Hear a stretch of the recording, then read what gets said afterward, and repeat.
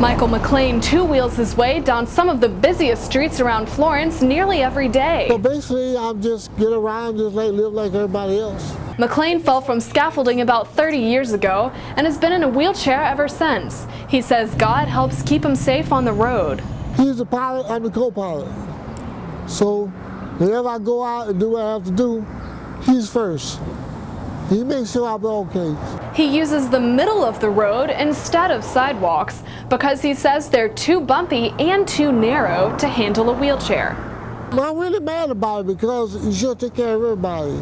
A wheelchair shuttling service takes McLean to his appointments, but the executive director of Florence County's Disabilities and Special Needs Board says that's not always available for everyone. All of us, we're not there, we're not in their situation. We're not in the wheelchair every day. The city chooses which sidewalks to fix based on foot traffic, not on the amount of calls they get.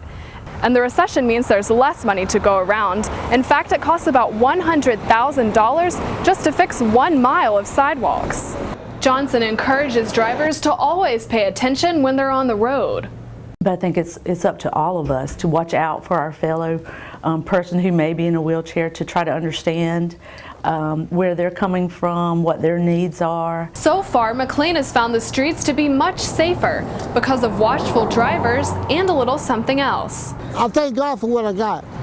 I'm blessed. He plans to keep traveling as long as his wheelchair and watchful drivers work to keep him safe. In Florence, Elizabeth Lamb, News 13.